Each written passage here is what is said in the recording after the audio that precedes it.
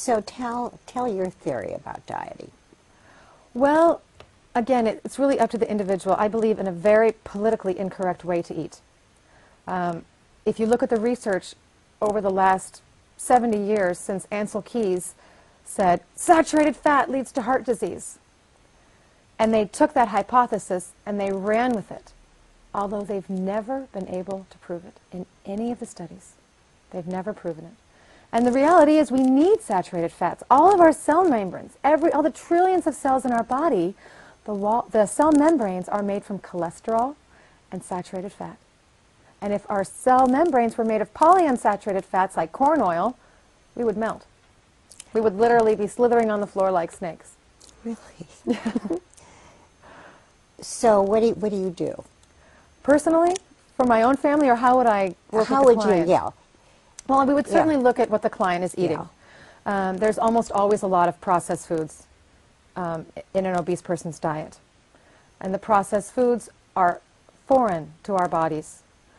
We have evolved from creatures that hunted and gathered, hunted meat, gathered fruits and vegetables, and only in the last 10,000 years or so have become agrarian societies. But not until the last, really, 80 years, 90 years, have foods been processed, supposedly for the convenience of the consumer, but at what cost? So we look at foods. We look at sleep. Again, I mentioned how important sleep is. Yeah. If our liver doesn't have enough time to regenerate itself, it's not going to be able to process out all the sugars. And those sugars are simply going to deposit themselves in our body wherever they can. Sometimes that's in our arteries. If you look at diets of people who have heart disease, they have their diets are, for the most part, very high in sugar, refined carbohydrates. That means things have been processed. All the vitamins have been taken out of it and are often put back in synthetically, such as fortified. The flours have to be fortified because all the nutrients have been removed. I look at how much the client moves. Do they take a 20-minute walk every day? It's not necessarily necessary to go to the gym and run on a treadmill until you're blue and having chest pains to try to lose weight. That's not necessary at all. 20 minutes a day, a nice brisk walk does wonders. It also does wonders for your insides, for your soul and your spirit, to be out in nature and breathing fresh air. Also does wonders for your eyesight. For those of us who spend a lot of time on a computer or spend a lot of time reading, our eyes are not used to focusing at great distances. So it gives our eyes a chance to take a breather as well. One of the fats that I like to educate my clients about is coconut oil. Now, I don't know if you remember, a few years back, the movie theater companies got in big trouble because they were making their popcorn in coconut oil. And coconut oil was a saturated fat, and that was bad. That was going to give people heart attacks. So what did they do? They switched to trans fats. Now, we have all heard about how bad trans fats are in the last few years. New York City has passed a regulation. Restaurants are not allowed to use trans fats anymore. A lot of restaurants are taking that up themselves. What are some of the trans fats? Well, a trans fat is a fat that's been hydrogenated, and it has to do with the fatty acid chain with the molecular structure of the fat. So when you have a fat like, let's say corn oil. Corn oil is a polyunsaturated fat. That has to do with the molecular structure of the fat.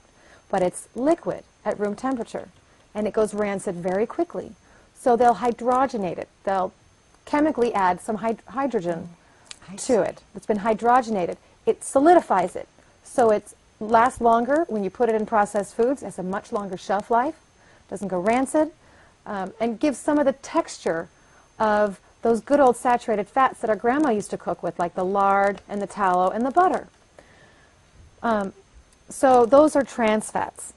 And mostly the polyunsaturated vegetable fats get turned into the trans fats chemically, and then they're put in processed foods or in cooking, used as cooking oils in restaurants, things like that. Pastries, for instance, Starbucks is now phasing out trans fats in their pastries. So fat is really important because our bodies, that trans fat is alien, and our body goes, well, I don't know what to do with that. I'm just going to store that over here. So it stores it on our rear ends and on our waistlines, on our underarms, under our chins, any place it can put fat, it will deposit those trans fats. Whereas something like coconut oil it's a saturated fat, and yet it goes straight into the energy-making process. Coconut oil does not get stored as fat in our body. In fact, most saturated fats don't get processed, don't get metabolized as fats in our bodies. It's the carbohydrates that get processed as excess fat. We can talk about that in a little bit.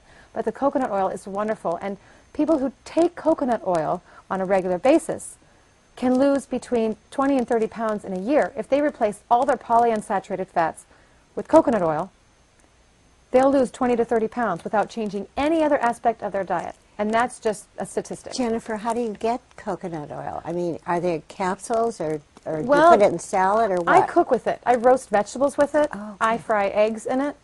Depending, I'll bake with it. I'll do a combination of butter and coconut oil. Has a nice taste to it. You can find it at Whole Foods or any health food store. So. And talk about the sweets. I love the Sweets. sugar. Yes. Is it really Sweet bad? is so addicting, and it's very hard on our bodies. Very hard on our bodies. You mean like See's candy and ice cream? Yeah. Sugar is, there's a wonderful book out there called Sugar Blues by a man named William Duffy, and he talks about the sugar trade and how it's such an important commercial entity, such an important commodity, that when you tell people that sugar rots your teeth, it messes with your digestion, it's very hard on your pancreas, it makes you obese, it feeds cancer cells. People don't want to hear that, and certainly not big business who is using all that sugar, because it tastes good and it makes you come back for more. That's the thing. It's so It's very addicting. hard to have a piece this big. Now, the